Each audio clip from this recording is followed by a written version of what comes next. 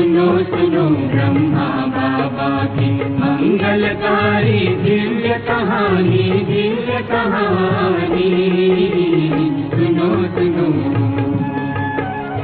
जिसको सुनकर अज्ञानी भी, जिसको सुनकर अज्ञानी भी बन जाता ज्ञानी। सुनो सुनो, सुनो सुनो ब्रह्मा बाबा की मंगलकारी दिव्य कहानी, दिव्य कहानी। सुनो सुनो। ओम शांति। तुम्ही में ही सब कुछ देखा, एक में सब कुछ पाया। ये आप हम सबका भी प्रैक्टिकली अनुभव है। बाप में दादा, दादा में बाबा, मात में पिता, पिता में मात, ये हम सब ने पाया, देखा।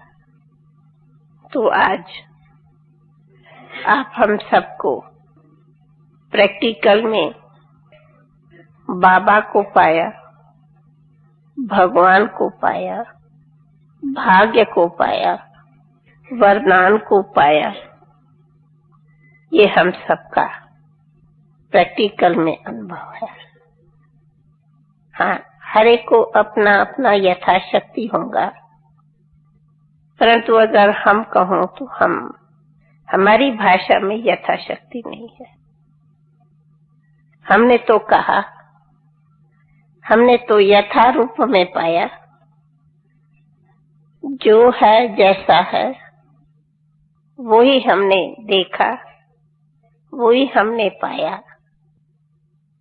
जिसको बाबा भी कहते, मैं जो हूँ जैसा हूँ ऐसा मुझे जानो। तो हम कहेंगे बाबा ने आने से ही, न आने से, परंतु हम ऐसे कहों जब से शिव बाबा ने गुप्त अपनी प्रवेशता की, ऐसे ही हमारे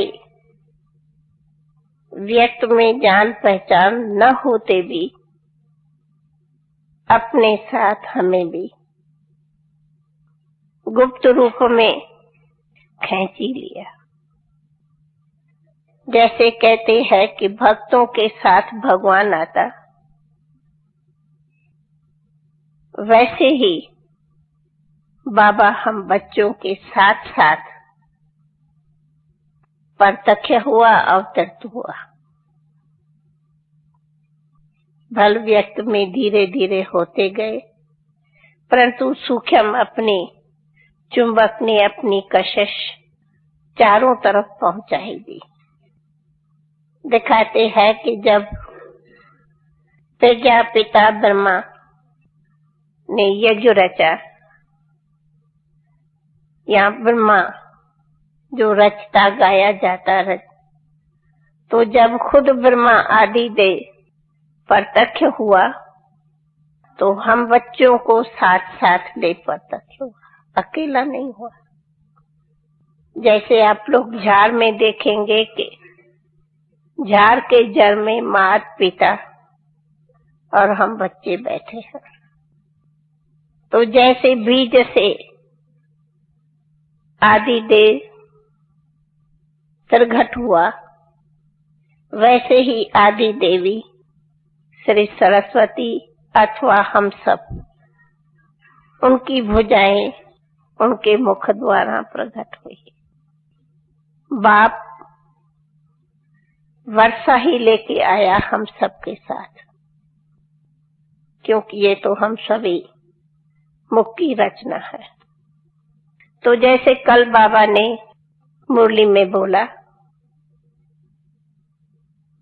कि सृष्टि रूपी झाड़ के बीज फाउंडेशन में बैठा है और बच्चों रूपी बच्चों को भी फाउंडेशन में साथ साथ रचा है। ये एक प्रैक्टिकली रचना ही थी। बाबा का प्रत्यक्ष होना, जैसे नहीं शास्त्रों में भी कब कहानी सुनी है कि भगवान जब आता है तो अनेकों के दिलों में या अनेकों के घर घर में वो साक्षात्कार हो जाता। घर बैठे वो भगवान को दीदार करती रहती। तो सबसे वंडरफुल आदि रचना ऐसी ही हुई कि स्वयं बाप ऊपर से अवतरित हुआ और चारों ही तरफ हम बच्चों को दिव्य दृष्टि कहो अथवा घर बैठे दीदार होते गए और खींच खींच के ऐसे आते गए जैसे कि कोई चुंबक खींचता जा रहा है और हम सब प्यारे बाप दादा की गोदी में उड़ते उड़ते पहुंच रहे हैं। न हमें पता था ज्ञान का, न हमें पता था दादा का। हम खुद भी नहीं समझ सकते थे कि हमें क्या हो गया। न रही घर की सुध-बुध, न रही लोक की सुध-बुध, न रही दुनिया की सुध-बुध। बिल्कुल हम लोग सुध-बुध से परे हो गए थे। ये भी सुध-बुध नहीं थी कि हम क्या कर रहे हैं या कहाँ जा रहे हैं या क्या होगा, ये भी हमें नहीं पता पड़ता था। न थी रात की नींद, न थी दुनिया की खबर, न था खाना, न था पीना, न था घर में रहना। हम कहाँ खो रहे हैं बाबा जाने और हमारी दिल जाने। आज अगर हम उसी आदि की बातों को याद करते तो हमें खुद भी नहीं पता है कि कई मासों तक हम लोग इस दुनिया से तो बिल्कुल खोए हुए थे। एक सेकंड सोचें तो लौकिक दुनिया ऐसी थी जबकि उसी जमाने में जवान लड़की माँ बाप की छुट्टी बगैर द्वार से पांव नहीं निकालती थी, जहाँ तक हमारे को अपना याद है। परंतु क्या हुआ, कैसा हुआ, जैसे कहते हैं ना कि जब उनको जेल से लेके जा रहे थे तो सब पहरे वालों की को नींद आ गई, वही हाल हमारे सब लौकिक का था। तू सोए रहो, हम जाग रहे हैं, तुम बैठे रहो, हम उड़ के कहाँ जा रहे हैं। और हम ऐसे उड़ के जाते थे जो उन्हों को भी मुख को ताकत नहीं होती थी कुछ बोलने की। ये तो बांदेलियां वगैरह सब पीछे का चाल है, लेकिन जब दिव्य चक्षु विधाता ने, वरदाता ने हमें सबको उड़ाया, तब हम उनकी जादूगरी में थे। हम कौन है ये भी हमें पता नहीं, न था स्कूल का पता, न तो पढ़ने का पता, जबकि बहुत हमको लौकिक पढ़ाई पढ़ने का शौक था, पर कहाँ वो उड़ गई हमें पता नहीं। तो कहेंगे कि भगवान ने आदि से ही अपने भाग्य बांटने के लिए, वरदान देने लिए खुद खींचा, खुद बुलाया, खुद हमें टच किया। और वो ही हम चाल आज तक भी देखती। आज इतनी सारी दुनिया है, दुनिया क्या है हमें कभी कभी इस बात का बड़ा वंडर लगता।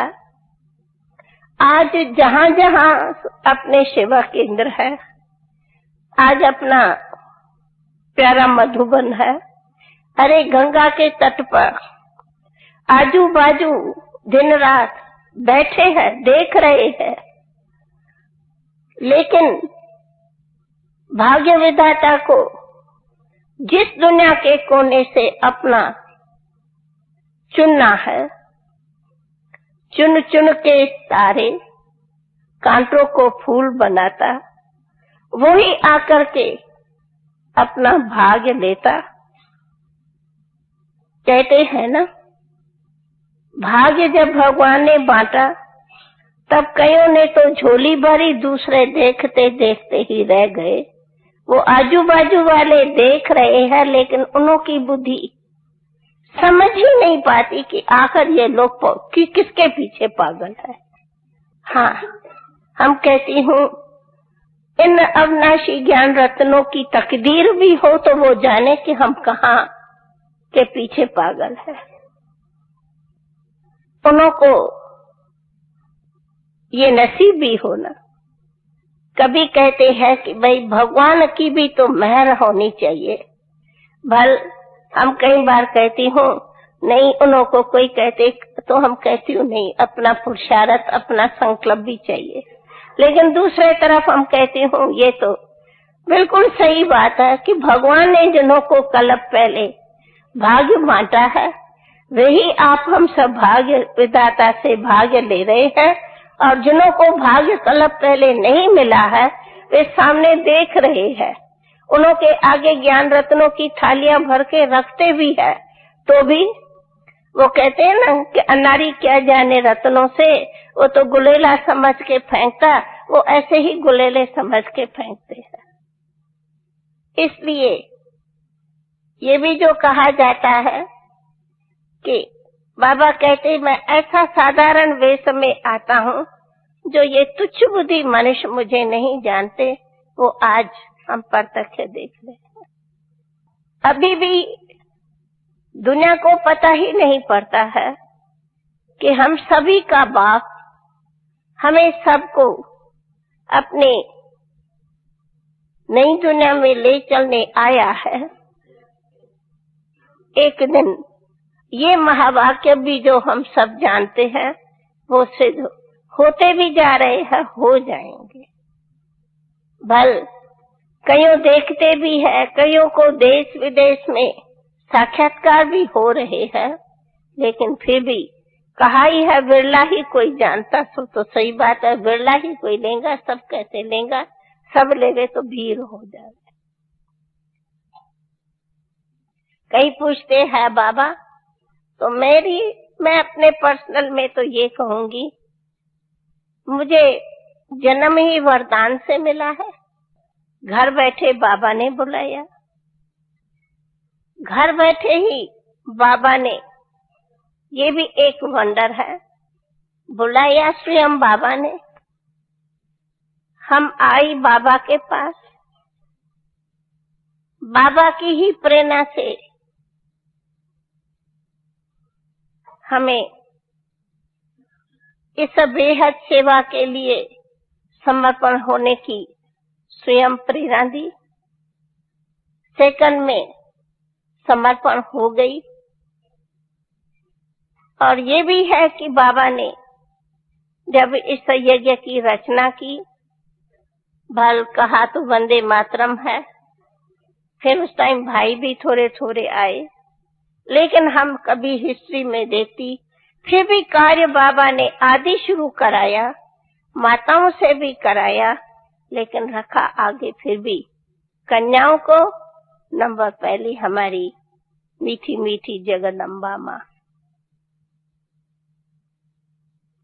जैसे कि यज्ञ की स्थापना में पहले कुमारियों को ही विशेष आगे पाठ दिया, और साथ साथ माताओं को भी, जैसे कि हमारी दीदी आज दादी सब देखते हैं।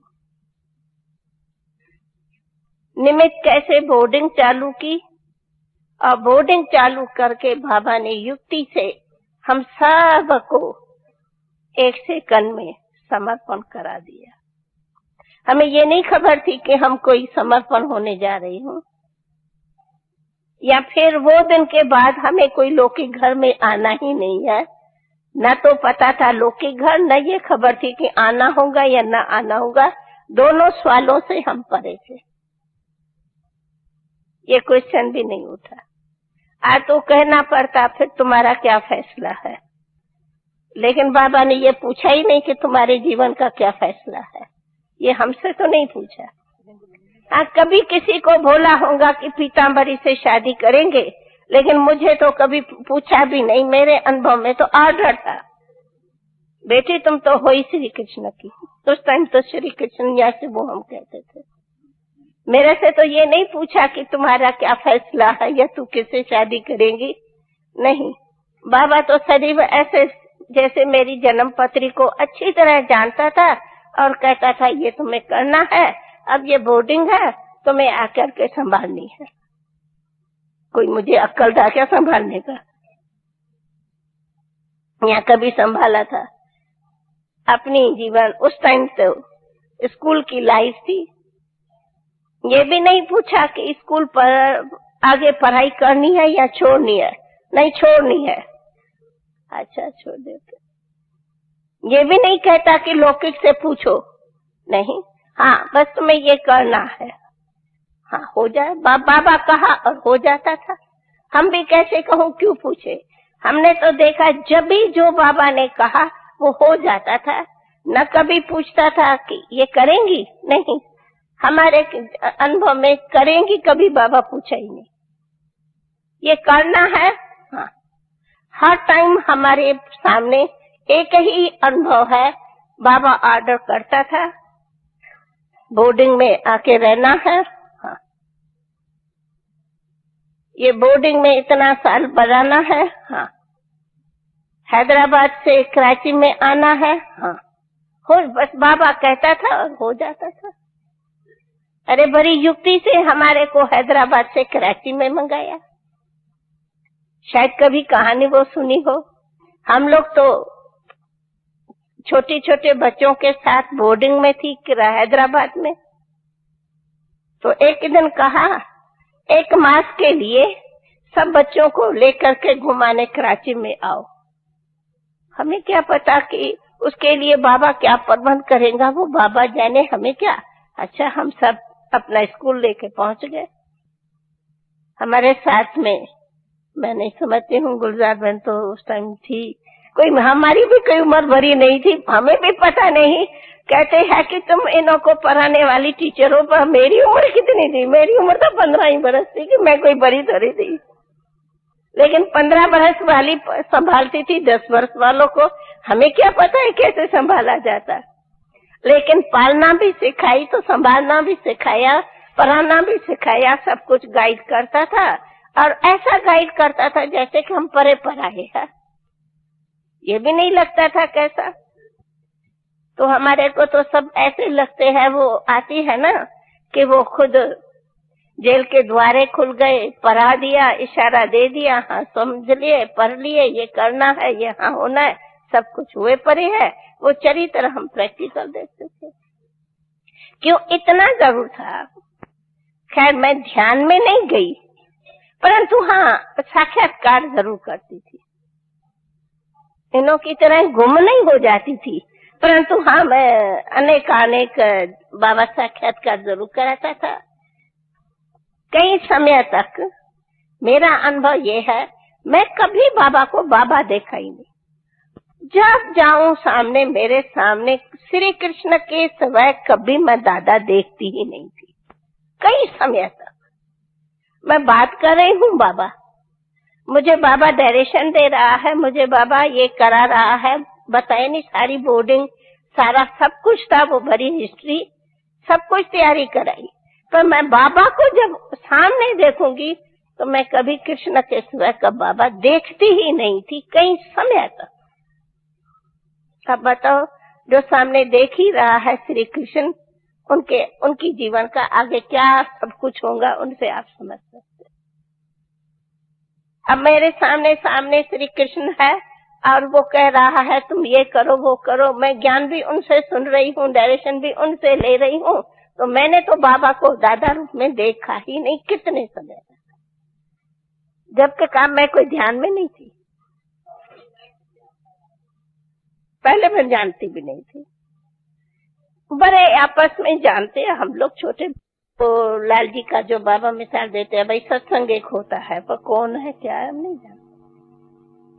तो कहने का मतलब कि बताया कि मैं समझती हूँ कि ऐसी स्थिति में मैं करीब साल 1.5 साल होंगी कि मैं कभी आंखों से बाबा को कृष्ण के सिवा कभी देखा हो। जब सामने आऊंगी वही बोलता है, वही देखता है, वही कह रहा है, उनका ही सब सुन रही हूँ। और हम जैसे मस्तानी गोपियां होती है वैसे ही। और घर में आओ न कहा, न खाने की सुध न कुछ नहीं, न नींद की होती थी।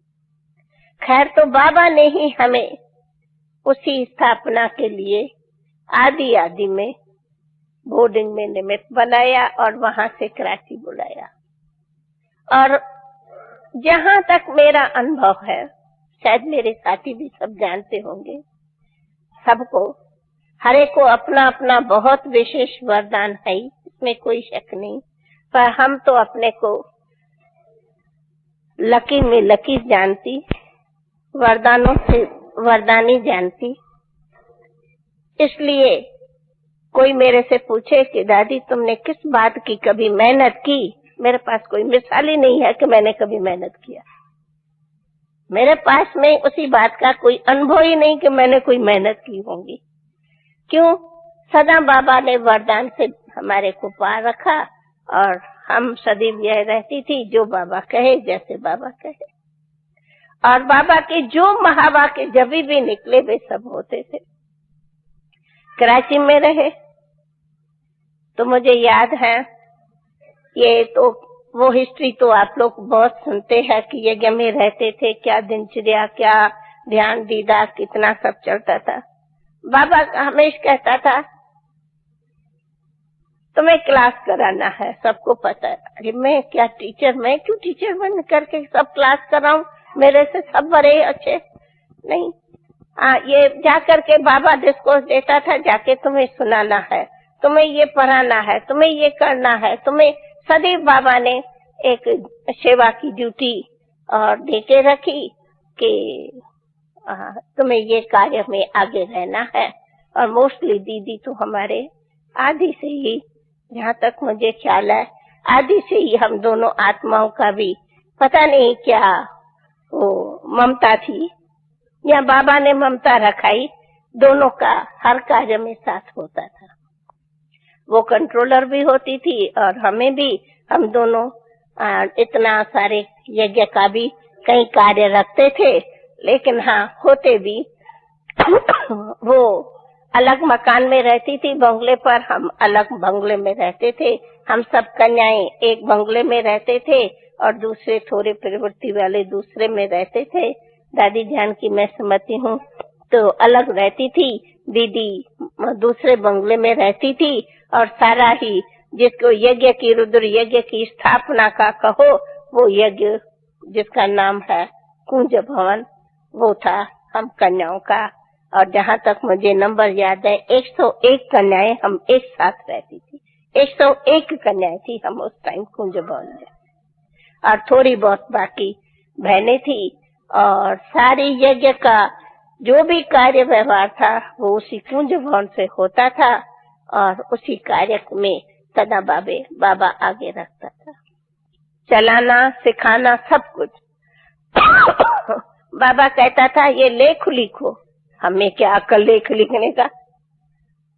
बाबा कुछ लिख के देता था, कहता था इसको छपाना है, इसको करेक्ट करो, हमें क्या पता है करेक्शन क्या होती है, हम कोई पढ़ी लिखी क्या। लेकिन जो पढ़ी लिखी तो बाबा वो सब भेज देता था और हम बैठ करके वो लेख लिखते थे, जो आता था, जितना आता था। कभी कहेगा लिटरेचर लिखो, कभी कहेगा लेख लिखो, कभी कहेगा भाषण लिखो, कभी कहेगा करेक्शन करो। और बाबा बड़ी अच्छी सहज युक्ति हम सबको भाषण सिखाने की होती थी। बाबा कुछ न कुछ पॉइंट्स लिख के भेज देता था, कहेगा आज ये क्लास में तुम वाणी चलाओ। और हम ऐसा ही बाबा ने हमें लिख लिख के देके और हमारा मुख चलाया और हमें भाषण जो भी तोतली भाषा में आता था तो बोल देते थे। आधी हिंदी आती थी, आधी हिंदी बोलने भी नहीं आती थी, फिर भी सिखा दिया। सिखा सिखा के आज बाबा ने ये। बीच में एक और दूसरी बात वंडरफुल सुनाऊं। आप लोग ने सुना है कि हम लोग का बेगरी पाठ हुआ बाबा कहते थे कि बच्चे, समय आएगा तुम लोग को देश विदेश में भी जाना पड़ेगा। तो एक दिन हम कलकत्ता में थी। कैसे पहुंची, हर एक बात का लंबा सार है। हम कलकत्ता में थी, अभी नया नया निमंत्रण मिला था। पहला कुंभ का मेला मेरा ख्याल 50, इलाहाबाद में 54 का मेला था। तो वहां मेले के बाद में हम गई कलकत्ता। निमंत्रण मिला था एक 15-20 दिन के लिए, कोई मारवाड़ी ने निमंत्रण दिया था। तो हम वहां निमंत्रण पर गई थी और हमें पता था यहाँ तो हम थोड़ा ही दिन है और टेम्पररी थोड़ा कुछ सर्विस जहां तक यथाशक्ति कर रहे थे। तो उसी में एक ऐसा भी स्टूडेंट आता था जिसका थोड़ा वो था, वो जैसे एजेंट होते हैं ना विदेश का, वैसे ही। तो बाबा ने अचानक, एक पार्टी थी जिनको निमंत्रण मिला, दीदी गंगे बहन आदि, उनसे पहले निमंत्रण मिला हरिद्वार में कोई ये स्वामी शिवानंद के तरफ से कोई कॉन्फ्रेंस थी, उसमें निमंत्रण मिला। अच्छा, बाबा ने किसी को कहा निमंत्रण मिले, गए और वहां भाषण दिया। तो अब बाबा की ये तो महावाक्य आदि रहते थे कि बच्चे तुम्हारे ही बाणों से इनों का भी कल्याण होगा। परंतु उस टाइम का हमारा भाषण नशा अपना अपना था। धीरे धीरे अपने को उस बातों की भी अनुभव प्रैक्टिस होती गई है। तो वहां उस भाषण से फिर ये निमंत्रण मिला कि एक जापान में वर्ल्ड कॉन्फ्रेंस है, वर्ल्ड रिलीजियस कॉन्फ्रेंस। तो उसी में निमंत्रण मिला कि कोई एक आ सकती है, कोई वहां के ही कोई किसी ने साधु ने दिया। अब मैं कलकत्ता हूँ, तो वो निमंत्रण बाबा के पास पहुंचा, मुझे पता नहीं। तो बाबा ने मुझे कलकत्ते में लिखा कि तुम्हें जापान जाना है। मेरा तो बाबा से गुम हो गया, मैं जापान में क्यों जाऊंगी। तो खैर पहले चिट्ठी आई कि आप जल्दी पासपोर्ट तैयार करो, तेरे को जापान जाना है और वहाँ वर्ल्ड रिलीजियस कॉन्फ्रेंस से निमंत्रण है और तुम्हें वहाँ भाषण करना है। अरे मैं कोई इंग्लिश जानती हूँ और जापान में जाए, पहले तो मेरी टांगे ही हिलने लगी सुनते ही।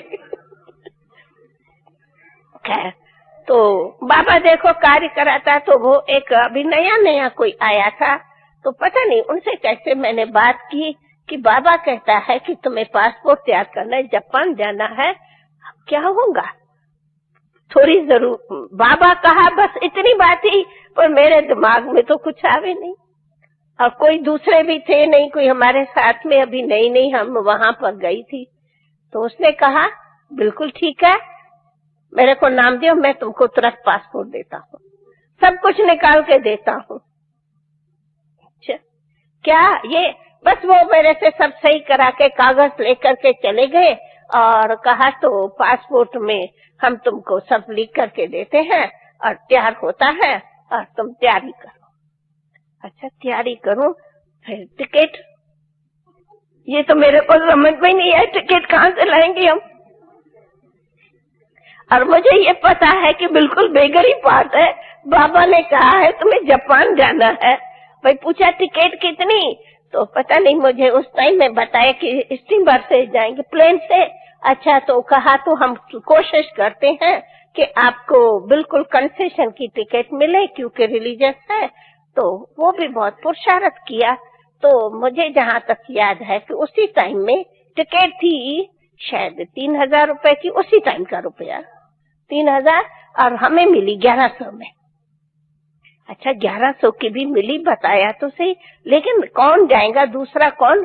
तो हमने तुरंत बाबा को लिखा, बाबा आपने लिखा है कि जापान जाएंगे, जो आ गया। तो मैं कैसे जाऊंगी बाबा, थोड़ा थोड़ा घबरा के तो लिखा, आपने लिखा है तो ठीक है, अच्छा मैं रूबरू आ रही हूँ। तो इसी बीच में मैंने उनको पासपोर्ट वगैरह दिया, तो उसने सब कुछ तैयारी की और मुझे 3 दिन में कहा सब मिल जाएगा। अब आप बताओ किस तारीख, तो उसी पासपोर्ट में उनकी कॉन्फ्रेंस तो जल्दी ही थी, तो मैंने कहा अच्छा मैं पहले अबू तो होके आऊं, मैं फिर ये तारीख में जाना पड़ेगा, आप तैयारी करो। बस जैसे कोई बाबा नहीं कोई अंगुली से पकड़ के सब कुछ कराता जाता, हाँ तुम तैयारी करो, हम ये करेंगे। सब कुछ हो गया और मैं बाबा के पास आई। इसी बीच में बाबा ने उधर से हमारी रतनमणि को भी तैयार किया कि तुम्हें भी जापान जाना है। वो आके कलकत्ता पहुंची। दादी तुम कैसे पहुंच गई? बाबा ने कहा तुम्हें भी कल जापान में जाना है। आखिर ये अभी भी नहीं बाबा चिट्ठी में लिखता कि हमें टिकट कहाँ से मिलेगी। लेकिन बाबा के पास में देखो ये भी एक ड्रामा, ये भी बाबा को नहीं तो टिकट कहाँ से आएंगी बाबा को। तो बस बाबा ने प्रेरणा दे दिया जरूर कोई हो जाएगा। ऐसे ही मैं कहूंगी कि जैसे नहीं कोई हो जाएगा, था तो बिल्कुल बेगरी पाठ। हमारे पास कलकत्ता में तो कोई ऐसा पैसा वैसा नहीं था। खैर हो जाएगा, बस बाबा ने कहा है हो जाएगा। सच बात गुप्त एक बाबा का ऐसा बच्चा था, उसने कहा हम 3 की टिकट देते, आप 3 जाओ। ये भी एक वंदन है। मैं निकल रही हूँ, उनसे पहले मुझे 5,000 मिल गया कि आप लोग 3 जाओ। उस टाइम का 5,000 तो समझ सकते हैं, उस टाइम 54 की और 1100 की एक की टिकट थी, तो माना 3300 लगेगा। और मुझे याद है कि 200 रुपया कुछ लेते हैं ना वे टिकट के साथ, ऐसे तो अलाउ नहीं वो था। तो हमें 5,000 आके के पहुंच गया। ये आप लोगों 3 जाओ, 3 के टिकट के लिए ये 5,000 है। मैंने कहा वाह बाबा ये आपका ड्रामा। अब पूछ दिया, खुश हो गए तो खुश ना हो गए तो क्या हो गए। अब कैसे 5,000 पहुंच गया मैं जानती थी यार। दादी कभी हम खुश होते हैं, हाँ तो ऐसे देखो सदा ही खुश है ना, देखते हैं। बस सदा खुशी ये कि भाई बाबा ने देखो किया, एक्स्ट्रा की बात नहीं, खुश हो गए। माना देखो बाबा की लीला बाबा अपनी कराता, तो बाबा को भी ये पता नहीं था कि इनको टिकट कहाँ से पहुंच रही है। यही पूछो तो बस यहाँ वहाँ सुन लिया और हमको टिकट मिल गई। उसने भी बाबा को लिखा, मैंने भी बाबा को लिखा कि बाबा मैं आ रही हूँ, टिकट का हो गया है और सब कुछ हो रहा है, मैं आ रही हूँ। तो मैं तो समझा बाबा मुझे 2 दिन तो रहने दिएगा, कम से कम हम जापान जाती हूँ। और मैं आई, दिन को पहुंची तो बाबा ने 4 घंटों में बेटी ये वो बस बाबा ने जैसे कोई बच्ची को आसमान में उड़ाया जावे, हमको ज्यादा इतना खुशी में उड़ा दिया। हाँ बच्ची ये करना ये करके घंटा भर में सब कुछ डायरेक्शन देके कहता अभी तुम ट्रेन में जाओ। अरे बाबा मैं जापान जाती हूँ, मैं 2 दिन की छुट्टी करके आई हूँ, मेरी टिकट अभी 2-3 दिन के बाद थी। नहीं बच्ची वहाँ वो रतनमणि भी पहुंच रही है, तैयारी करो, ये करो, सब कुछ लिटरेचर छपाओ। जगदीश को बोला ये करो वो करो, फटाफट सब तारे मारे करके सब तैयार करके और बाबा ने 2 दिन में उड़ा। मुझे तो मैं सुबह पहुंची हूँ और मुझे शाम को ही रवाना किया, एक रात नहीं रहने दिया।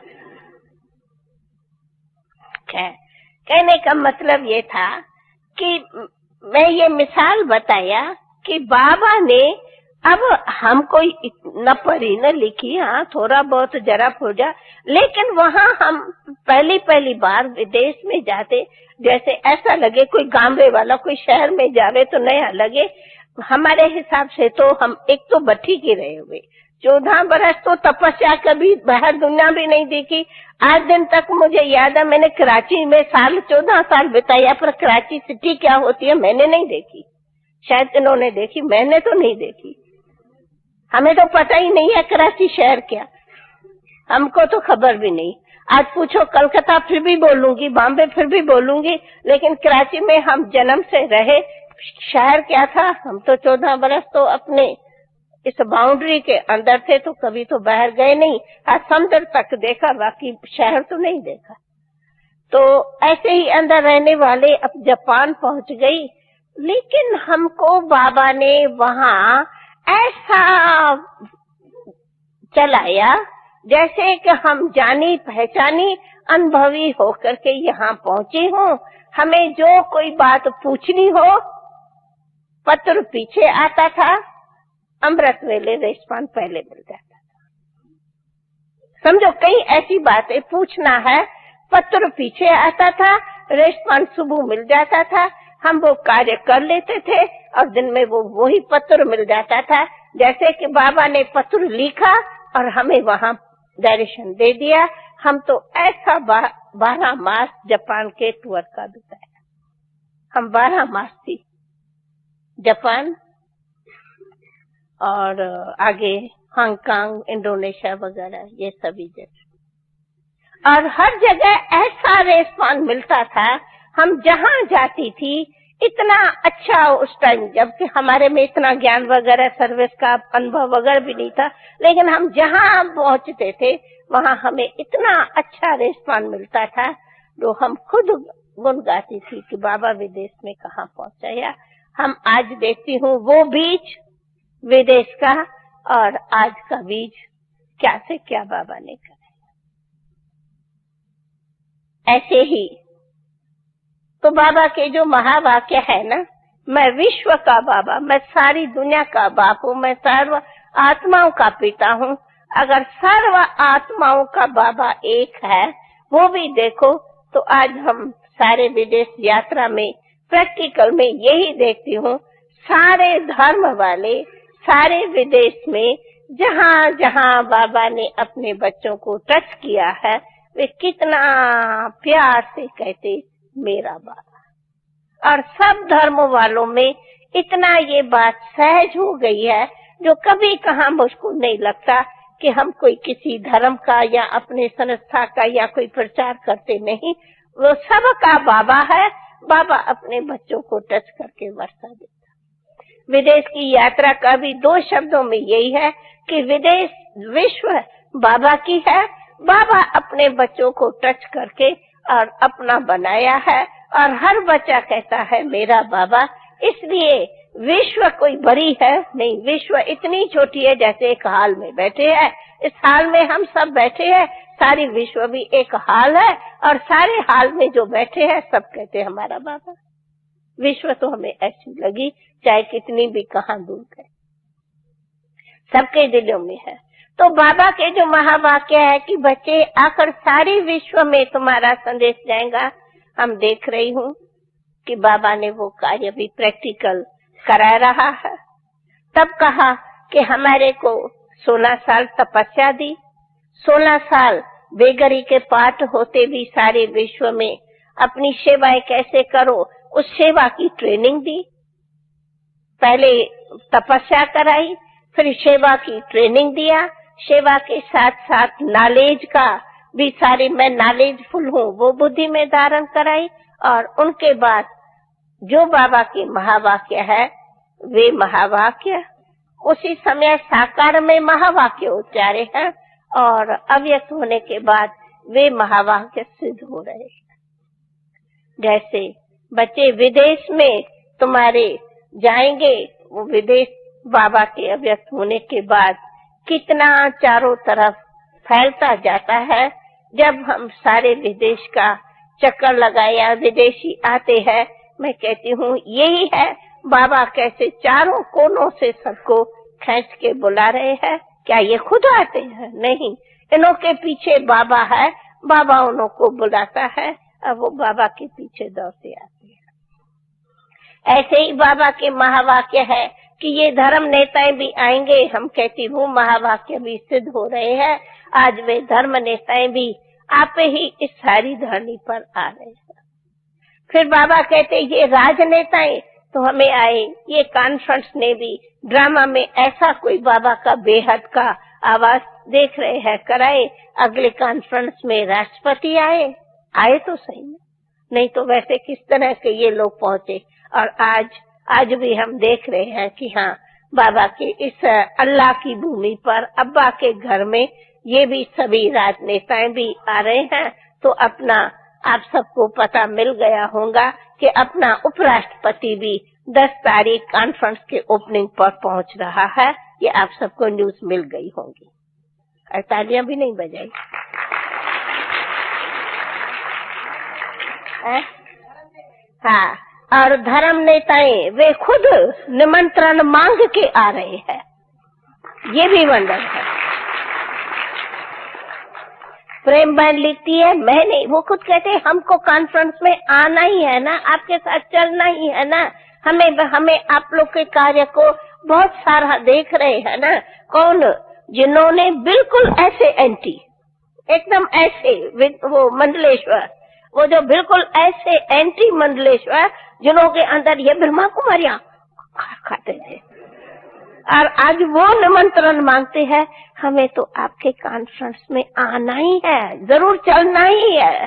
तो प्रेम बहन कहती है अभी न चल के करके में चल, ना ना ना ना, हमें तो कॉन्फ्रेंस में ही चलना है।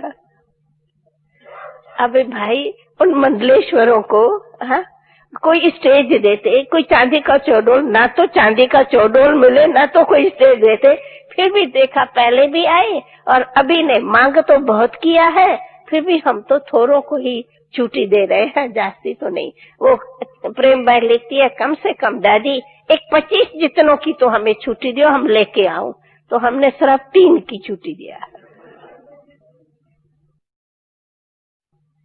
तो मैं कहती हूँ वो भी तो ड्रामा के स्टेज पर हम देख रहे हैं ना, बाबा के महावाक्य हम देखते जाते हैं।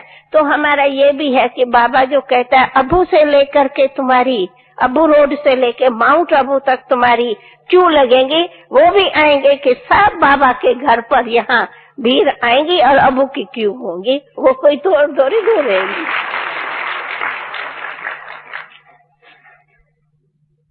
हाँ, कभी जब हमारे को याद है, जब साकार बाबा के सामने हमारे कितने सेंटर्स थे, मैं समझती हूँ 100 खन भी मत थे, 100 भी नहीं, 125 खन होंगे, 100 भी नहीं थे, और जास्ती में जास्ती 15-16 हजार खन होंगे इधर उधर चारों तरफ। और आज लिस्ट पूछा तो कहते हैं 1.5 लाख से तो ऊपर आ गई है बाबा के बच्चों की। अब बताओ अगर हम छुट्टी ही देवे 1.5 लाखों की, हाँ आओ बाबा से मिलने, तो बिठाए कहाँ रखे कहाँ, न बिठाने न रखने की, पहले तो बाबा लाइन में ही कितना मिलेगा। हाँ? तो कहते हैं ये हाल भी छोटा हो जाएगा। मैंने कहा हाँ कोई बात नहीं, छोटा होगा तो पहाड़ तोड़ते जाएंगे, कोई बड़ी बात है कि। खैर, तो कहने का मतलब बाबा वरदाता अपने वरदानों द्वारा ही कार्य कराते। फिर भी कोई पूछते हम कैसे माने भगवान का कार्य है, हम कहते हैं आंख खोलो तो देखो कि भगवान का कार्य है, आंख बंद से कौन देखेगा कि भगवान का कार्य है। आंख खोल के देखे तो जरूर भगवान का कार्य है, बंद वाला तो न भगवान को देखे न भगवान के कार्य को समझे। इसलिए अपने बाबा मुरलीधर बाबा अपने मधुर बोलों द्वारा हमें सजाता भी है, कितनी हमारी वरदान देते हैं।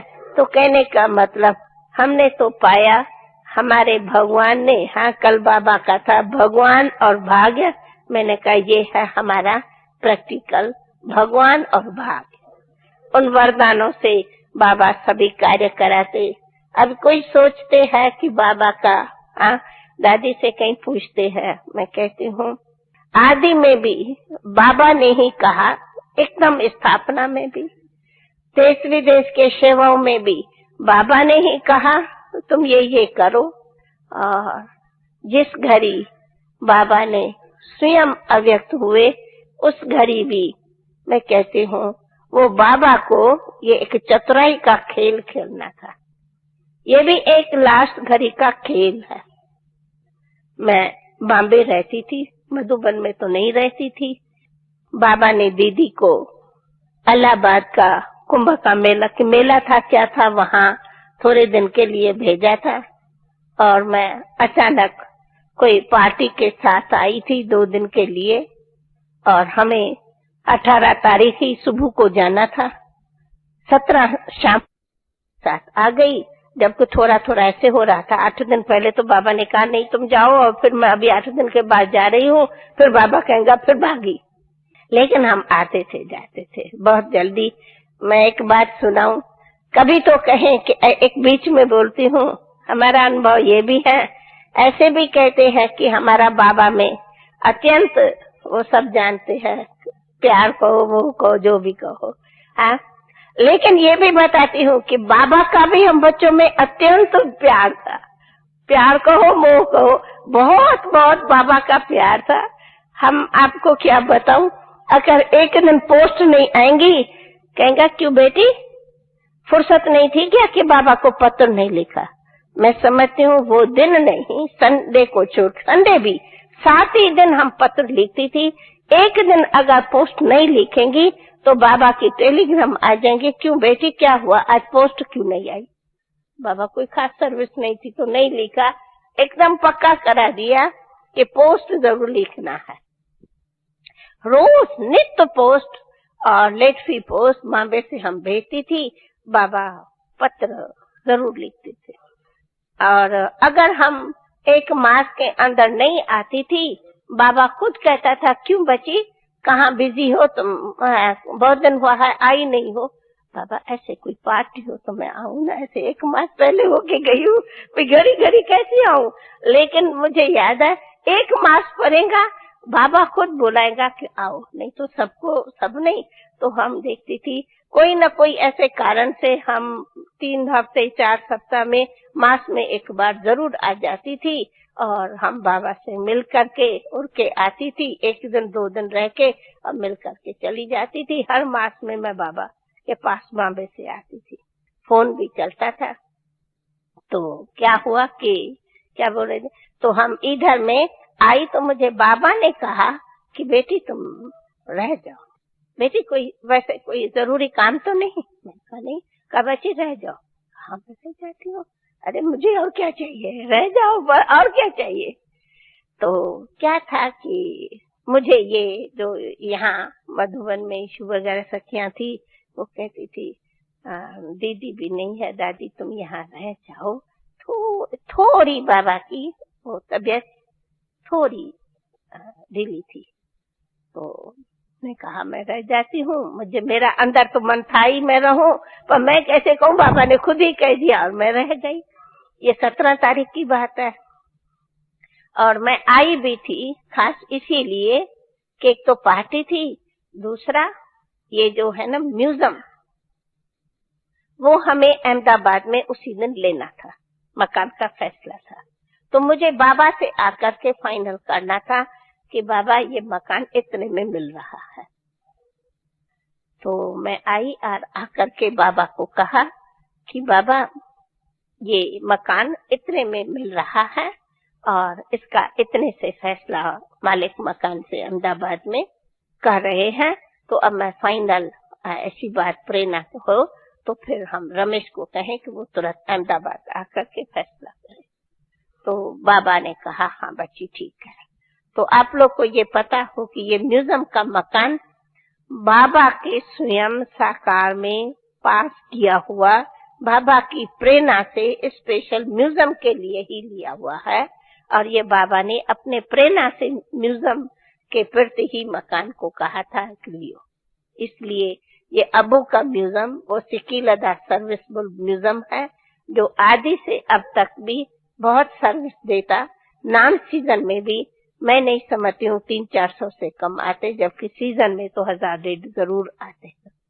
ये व्यू म्यूजियम है, सब देख के खुश होते हैं क्योंकि ये म्यूजियम बाप दादा की प्रेरणा से ही मकान लिया हुआ है। तो हमने शाम को रमेश को कहा बॉम्बे में कि आप आके अहमदाबाद में, और भले हसमुख था भाई, गुलाम माता थी, हमने कहा मकान ले लो और मैं नहीं आ रही हूँ और आप मकान का फैसला करके और अब्बू आ जाओ। ठीक, हमने रात को फोन किया शाम को और वो रात को निकला और 18 तारीख दिन को 4 बजे हमें फोन आया कि मकान का फैसला हो गया, हम सब एग्रीमेंट करके और हम 7 बजे आगरा लोकल से निकल रहे हैं। ये 18 तारीख की बात है। तो क्या हुआ कि 18 तारीख सुबह को मुझे थोड़ा तो पता था बाबा की थोड़ी तबीयत ढीली थी, तो हमने कहा बाबा आजा, क्लास में नहीं चले। और हम जाती हूँ हमारे को ये मुरली की जो पॉइंट्स थी ना, वो बाबा आपने फलाने टाइम बात की है ना, वो क्लास में सुनी नहीं है, मैं जाके सुनाती हूँ, आप बाबा क्लास में नहीं चले। तो बाबा ऐसा कभी होता ही नहीं था कि बाबा क्लास में न चले, कभी नहीं। परंतु हमने कहा बाबा आज करके थोड़ा रेस्ट करो, और अंदरूनी हमारा मन था मैं डॉक्टर को बुलाऊं, मैं अपनी बात सुनाऊं। तो मैं धीरे से कहा, मैंने कहा बाबा डॉक्टर को करके चक्कर लगा के जाएगा। नहीं नहीं नहीं नहीं, डॉक्टर को नहीं बुलाना है, मैं बिल्कुल ठीक हूँ, मैं बिल्कुल ओके हूँ। बाबा डॉक्टर देख के जाएगा तो क्या होगा, ना ना ना ना ना ना। तो एक बाबा नहीं बुलाने दिया, ठीक है, नहीं, अब बाबा की प्रेरणा नहीं, हम तो बुला नहीं सकते। तो ये एक हम देखा सुबह सवेल से बाबा, जैसे कहा जाता ना, ये भी एक बाबा सैंपल हमें हमेशा दिखाता, ये तो लास्ट का मिसाल पर कई बार का, कि बाबा अपने साइलेंस के योग बल की शक्ति से इस प्रकृति को भी वश रखता। दवा ये वो बिल्कुल नहीं। बाबा कहता, बाबा एक हमारे सामने प्रैक्टिकल में उदाहरण रखता था, जितना अपना योग बल दवा है उतना ये दवाएं कोई दवा नहीं। बाबा साइलेंस में बैठा रहा और हम क्लास करके आई, और डॉक्टर की तो बाबा ने अलाउ भी नहीं किया। बिल्कुल मैं आई, बाबा साइलेंस में ऐसा बैठा था जैसे कोई लाल लाल होके कोई बैठा है। फिर हम आई, थोड़े टाइम के बाद में बाबा उठे किए, मतलब डॉक्टर को नहीं दिया, थोड़ी हुई, लेकिन फिर बाबा कहे अच्छा बच्चे चलो चक्कर लगा रहे। आया, पोस्ट लिखी, बाबा हमेशा 9 से 10 बजे पोस्ट लिखे। बाबा ने जनों के पत्र थे, पत्र लिखे। पत्रों के बाद बाबा बहुत करके मकान कुछ न कुछ बनता ही था, वहाँ चक्कर लगा है, भंडारे वहाँ बाबा उंगली पकड़ के सारा राउंड लगाते, सब जगह राउंड वगैरह लगाया। अपना सब जो कार्य बाबा का है वो सब सारे दिन में वो सब जीव जैसी रहता था, वो सब किया। पत्र लिखा, पोस्ट पत्र सुना, पोस्ट लिखी, कोई आए, कोई से पर्सनल बात करना, पार्टी, ये सब कुछ हुए। फिर हुई शाम, तो हमने कहा बाबा आज करके थोड़ा जल्दी भोजन कर ले, दिन को भी थोड़ा हल्का खाया था, बाबा का तो बहुत सिंपल होता था। कहा अच्छा बच्ची, तो हमने कहा थोड़ा बाबा, तो मैंने कहा बाबा आज रात को भी और आप आज रेस्ट करे, क्लास तो अपना ही है, क्यों 18 जनवरी में तो इधर कोई विशेष पार्टी तो होती नहीं थी। तो कहा नहीं नहीं, सुबह को भी नहीं गए हैं, बच्चों को फिक्र हो जाएगा, अब बाबा चलता है। मैंने कहा अच्छा थोड़ा सवेल में चले। कहा अच्छा भले सवेल में चलते हैं। तो आप लोगों ने वो आज की मुरली सुनी, जिस मुरली का ही बाबा ने लास्ट मंत्र दिया कि कैसे बचे तुम्हें निराकारी, निरहंकारी, निर्विकारी बनना है। ये है गीता का आदि सो अंतिम श्लोक। सो बाबा ये मुरली सुनाते, बहुत धीमे सुनाते और कमरे में आए। तो हम वास्तव में रात को पापा अपने कमरे में आते थे, हम कोई भी कमरे में आते ही नहीं थे। बाबा गुड नाइट करके चले जाते थे, हम अपने कमरे में रहते थे। पता नहीं, हम उसी दिन बाबा के साथ कमरे में आई। कमरे में आने के बाद थोड़ा सा हमने देखा, थोड़ा बाबा पूछा, थोड़ा दर्द हो रहा है, निमित्त मात्र था। बाबा तो फील करने देता नहीं था। खैर बैठे थे, इतने में हमने ये लच्छू गच्छू कुछ थी, मिनट तो इतने में ही बीता। क्लास से ही आए हैं, वही घड़ी है, वही 10 मिनट की बात थी। बाबा बैठे हैं, वो पलंग है, वो आप लोग के सामने पलंग पड़ा है, और बाबा पहले थोड़ा लेटे, फिर उठ के बैठे और कहा कुछ डॉक्टर को बुलावे। कहा नहीं। हमने कहा बाबा कुछ? कहा नहीं, बिल्कुल नहीं। बस बाबा जैसे कि साइलेंस से अपने उन्हीं को दर्द को भी योग की शक्ति से, हाँ बाबा तो है ही, जैसे अव्यक्त कर्मातीत, उसको भी उन मिनटों में और समाई दिया। और वो घड़ी थी मेरे, हम तो कुछ भी नहीं, हम समझा मिनट में थोड़ी बहुत ऐसे ही दर्द तो कॉमन था, कुछ नहीं था। और बाबा थोड़ा बैठा था और वही खटिया है, तो बाबा की ऐसे बैठा था, जैसे बैठ के ऐसे टांगे नीचे ऐसे ही खड़े थे, और मैं सामने खड़ी थी, एक दो और भी खड़े थे, और बाबा ऐसे ही बात भी कर रहे थे, और हाथ में हाथ था। वो 3 मिनट लास्ट साइलेंस की घड़ी थी, हाथ में हाथ था, सामने में वो प्यारी दृष्टि थी, और दृष्टि देते देते देते हाथ में हाथ देते, जैसे उसी हाथ में सब कुछ बाबा का वरदान था। और वो वरदान देते देते बाबा इस शरीर से 1 सेकंड में उठ गए। क्या हुआ हमें बताइए, हम समझा ही नहीं क्या हुआ। बीच में हमने कहा कोई डॉक्टर आवे, और बाबा तो कहता ही नहीं था, तो हम तो रास्ता वास्ता छोड़ दिया। इसी बीच में पता नहीं विश्वरतन या कौन वो डॉक्टर को थोड़ा समझा, ऐसे ही अपने सिर करने गया, डॉक्टर तो पहुंचा भी नहीं, और बाबा तो हाथ में ही हाथ, कितनी देरी तक वो हाथ में हाथ था, और नैनों के सामने नैन खुले हुए नैनों से नैनों में नैनों की रूहानी शक्ति बाबा वरदान में देता रहा, देते देते देते, और बाबा वतन उड़ गए। रियली पूछो, मुझे भी वतन ले गए, मुझे सेकंड मात्र भी फील नहीं हुआ ये क्या हुआ। खैर हम खड़ी थी, इतने में समझो ये 5, 4, 7 मिनट बीत गया।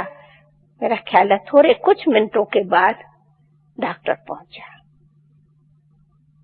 मैं समझती हूँ 10 मिनट निकल गया होगा। डॉक्टर पहुंचा तो डॉक्टर ने, जैसे वो निमित्त मात्र बताते हैं कि कोशिश तो करते, परंतु डॉक्टर ने तो कहा कि आत्मा तो, वो तो अपनी भाषा से कहेंगे भाई शरीर नहीं। ठीक, ओके। डॉक्टर ऐसे देखते रहे, कहा अच्छा ओके। हमने कहा ड्रामा। मुझे ये भी नहीं समझ में आया ये क्या हुआ, हम खुद भी नहीं सोच सकी ये क्या हो गया। पर जो पूछते थे हम कहती थी ड्रामा, बाबा तो हमारा साथ है। ड्रामा की भाभी, बाबा तो हमारा साथ है। क्यों ये मैं शब्द बोलती रहती थी हमें पता है नहीं। तो कोई सेकंड के लिए कोई फील हो, कोई कुछ हो कि क्या हो, कोई बात कुछ भी नहीं हुआ फील। और हमने आकर के उठा के फोन किया, सब पहुंच जाओ। ये पूछ रहे, मैंने कहा आओ आप सब पहुंच जाओ, आ जावे। हमने कहा कोई तब तक संदेश ही नहीं। अच्छा हमने कहा और तब तक हम कुछ भी नहीं करेंगे, आप सब पहुंच जाओ। तो हमने चारों तरफ फोन कराया। इधर दीदी तो पता नहीं कहाँ इलाहाबाद के मेले में मैदान में थी, कैसे कैसे करके उनको संदेश पहुंचाया। ये गुप्ता भाई या किन्होंने पहुंचाया, किस तरह से।